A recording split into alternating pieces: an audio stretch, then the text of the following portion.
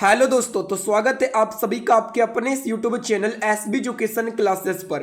तो इस वीडियो में डीएलएड एग्जाम 2026 के लिए विज्ञान का प्रैक्टिस सेट लगाने वाले हैं और ये प्रैक्टिस सेट 1 होने वाला है। अगर आप सभी का साथ रहा तो मैं और भी आप सबके लिए प्रैक्टिस सेट लेके आऊँगा। तो आप सभी को ना प्रैक्टिस सेट लगाना चाहिए, क्योंकि आप जितना प्रैक्टिस सेट लगाएंगे तो आपसे उतना प्रश्न बनेगा। तो आप लोग क्या कीजिएगा कि कॉपी और पेन लेके बैठ जाइएगा और मेरे उत्तर देने से पहले आप लोगों को उत्तर देके कॉपी में लिखना है और फिर वीडियो के अंत में अपना स्कोर बताना कि आपका कितना सही हुआ है। तो चलो वीडियो स्टार्ट करते हैं। तो देखिए, इसमें पहला सवाल है, नींबू खट्टा किस कारण से होता है। आप लोगों को बताना है कि नींबू जो खट्टा होता है वो किस कारण से होता है। आप लोगों को पता होगा कि कोई भी चीज खट्टा होता है अम्ल के कारण होता है, और नींबू में पाया जाता है सिट्रिक अम्ल, मतलब नींबू सिट्रिक अम्ल के कारण खट्टा होता है। अगर आपसे पूछा जाए कि हाइड्रोक्लोरिक अम्ल कहाँ पाया जाता है, तो ये पेट में पाया जाता है, मतलब अमाशय में पाया जाता है। और एसिटिक अम्ल ये सिरका में पाया जाता है बच्चों। एसिटिक अम्ल कहाँ पाया जाता है, तो सिरका में पाया जाता है। और ये जो टाट्रिक अम्ल है ना, ये इमली में पाया जाता है। टाट्रिक अम्ल कहाँ पाया जाता है, इमली में पाया जाता है। ये सभी बात आपको ध्यान में रखनी है। नेक्स्ट सवाल है, वायु एक डैश है। आपको बताना है वायु क्या है, यौगिक है, तत्व है, मिश्रण है, या फिर विद्युत अपघट है। तो देखिए, वायु जो है ना, ये मिश्रण है। वायु क्या है, मिश्रण है। क्योंकि वायु में बहुत सारा चीज होता है, नाइट्रोजन होता है, कार्बन डाइऑक्साइड होता है, ऑक्सीजन होता है। अगर आपसे पूछा जाए कि वायु में नाइट्रोजन कितना होता है, तो वायु में नाइट्रोजन 78% होता है।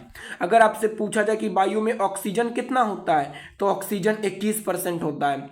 अगर आपसे पूछा जाए वायु में कार्बन डाइऑक्साइड कितना परसेंट होता है, तो 0.03% होता है कार्बन डाइऑक्साइड।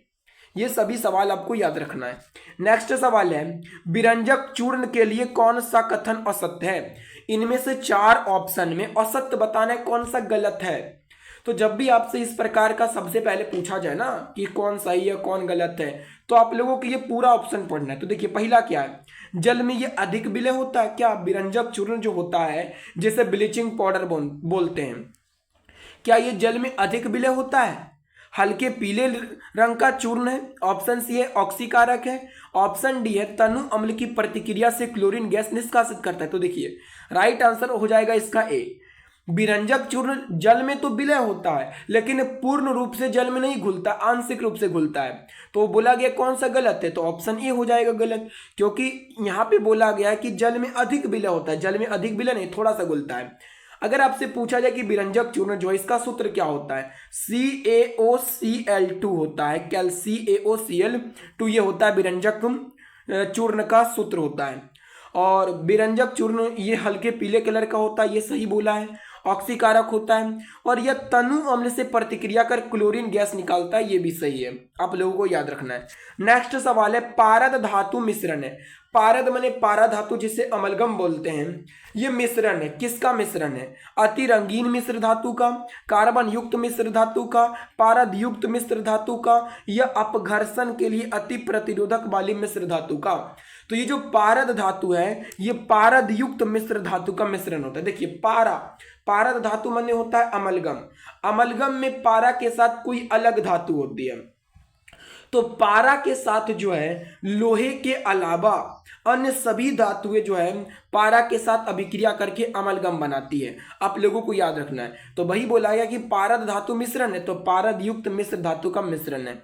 नेक्स्ट सवाल है, आप लोगों ना कॉपी में जवाब लिखते रहना है, ताकि आप लास्ट में बताइएगा कि आपने कितना सही किया है।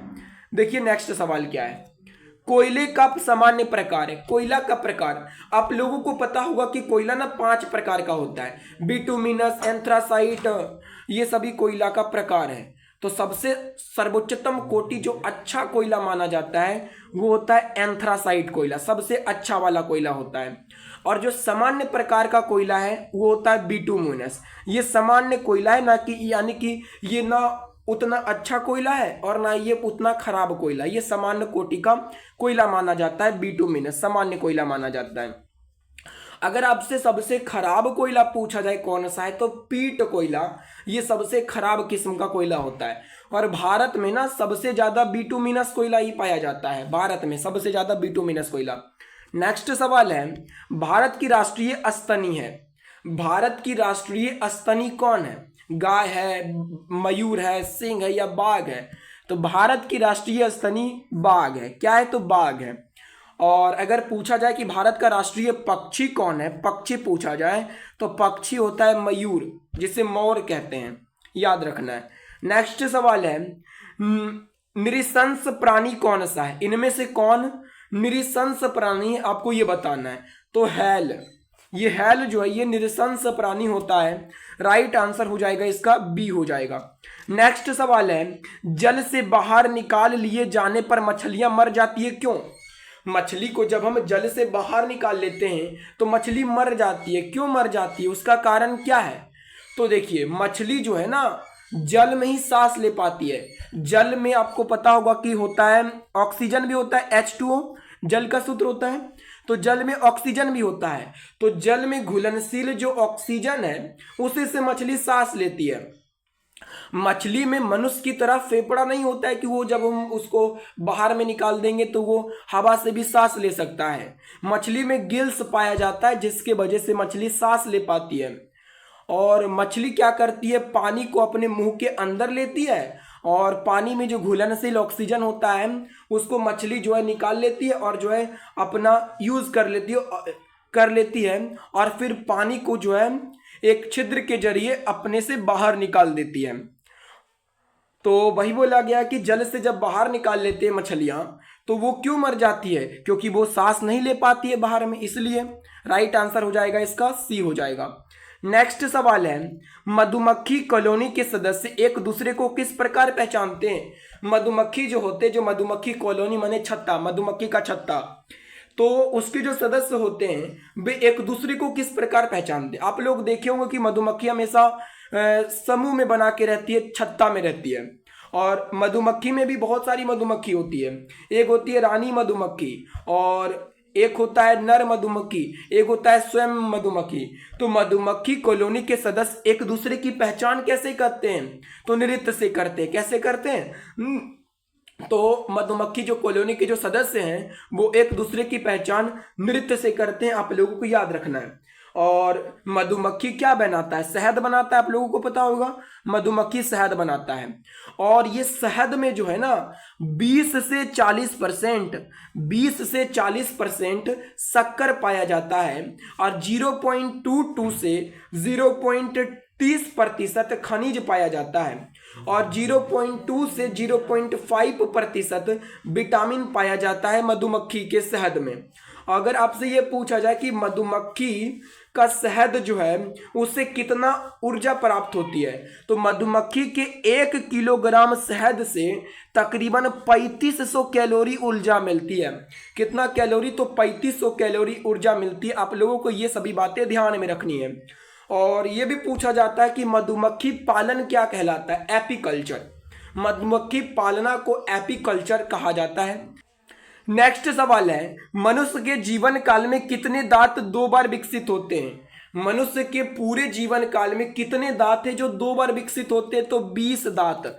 20 दांत ये 2 बार विकसित होते हैं, जिसको दूध का भी दांत कहते हैं। बचपन का दांत मतलब दूध का दांत बोलते हैं इसको, दूध का दांत। यानी कि ये 20 दांत जो है ये पहले मनुष्य का आता है और फिर टूट जाता है और फिर विकसित होता है। तो वही बोला गया है कि मनुष्य के जीवन काल में कितने दांत 2 बार विकसित होते हैं? तो 20 दांत, जिसको दूध का दांत कहते हैं। नेक्स्ट सवाल है, मनुष्य के शरीर में पैर की हड्डी, मनुष्य के शरीर में जो पैर की हड्डी होती है वो क्या होती है? खोखली होती है, सरंध्री होती है, ठोस होती है, फिर कीलक होती है। तो मनुष्य के शरीर में पैर की जो हड्डी होती है वो खोखली होती है। कैसी होती है? खोखली होती है, आप लोगों को याद रखना है। और इसी खोखले भाग में बोन मैरो स्थित होता है और इसी खोखले भाग में है ना मनुष्य के जो हड्डी, पैर की हड्डी खोखली होती है, इसी में बोन मैरो होता है जिसे बोलते हैं अस्थि मज्जा होता है। और आप लोगों को पता होगा कि रक्त का निर्माण अस्थि मज्जा में होता है और रक्त का निर्माण कहाँ होता है? अस्थि मज्जा में होता है। अब देखिए नेक्स्ट सवाल है, मनुष्य की खोपड़ी में कुल कितनी अस्थियां होती है? खोपड़ी मनुष्य के खोपड़ी में हड्डी, अस्थि माने होता है हड्डी, तो मनुष्य के शरीर में कितनी अस्थियां होती है?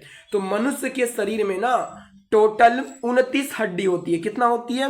मनुष्य के शरीर में मनुष्य के खोपड़ी में टोटल 29 हड्डी होती है, 29 होती है। आप लोगों को याद रखना है। अगर पूछा जाए पूरे शरीर में कितना हड्डी होता है तो 206 हड्डी होता है एक वयस्क मनुष्य के शरीर में।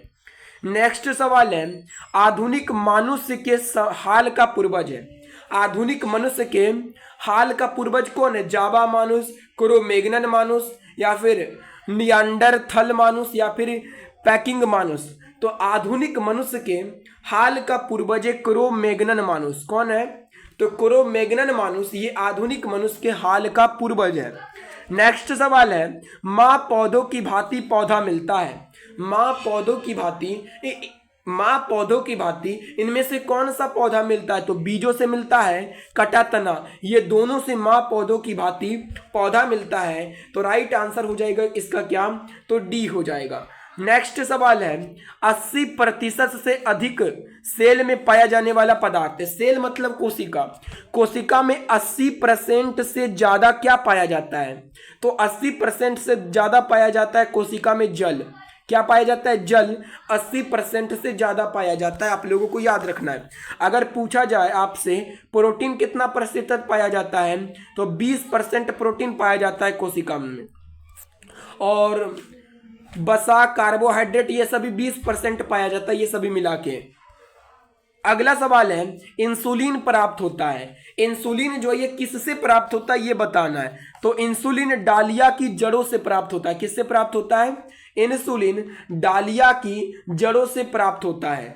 और इंसुलिन की कमी से कौन सा रोग होता है? मधुमेह रोग होता है, जिसे डायबिटीज कहते हैं। और डालिया की जड़ों से ना मधुमेह का ही दवाई बनाया जाता है। तो इंसुलिन प्राप्त होता है डालिया की जड़ों से पाया जाता है, यानी कि प्राप्त होता है। और इससे क्या बनाया जाता है? तो इससे मधुमेह रोग की दवा बनाई जाती है, क्योंकि इंसुलिन की कमी से ही ना मधुमेह रोग होता है। नेक्स्ट सवाल है, हरगोविंद खुराना को किस आविष्कार के लिए सम्मानित किया जाता है? हरगोविंद खुराना को किस आविष्कार के लिए सम्मानित किया जाता है? तो देखिए, हरगोविंद खुराना जो है ना, ये 1968 में जीन के संश्लेषण के लिए जेनेटिक कोड की खोज किया था।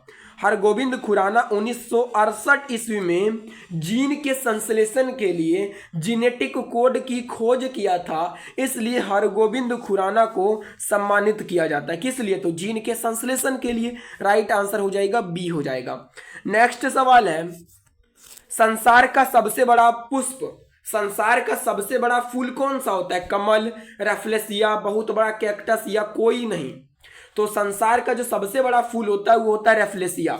ये संसार का सबसे बड़ा पुष्प होता है। अगर आपसे सबसे छोटा पुष्प पूछा जाए तो सबसे छोटा जो फूल होता है ना संसार का, वह बुल्फिया। कौन सा है? तो बुल्फिया है संसार का सबसे छोटा फूल, बुल्फिया। याद रखना है। अगला सवाल है, और ये लास्ट दो सवाल हैं, क्या कि तना काटा आम तौर से किसके प्रवर्धन के लिए प्रयोग किया जाता है? तना काटा आम तौर से किसके प्रवर्धन के लिए प्रयोग किया जाता है? तो ये गन्ना के प्रवर्धन के लिए। देखिए, तना जो गन्ना होता है उसको हम जो है गन्ना रोप के उसको यानी कि उगाते, यानी कि जो गन्ना का तना होता है ना, तो जब हम गन्ना के तना को मिट्टी के अंदर दबा देते हैं तो वहां से गन्ना निकलता है।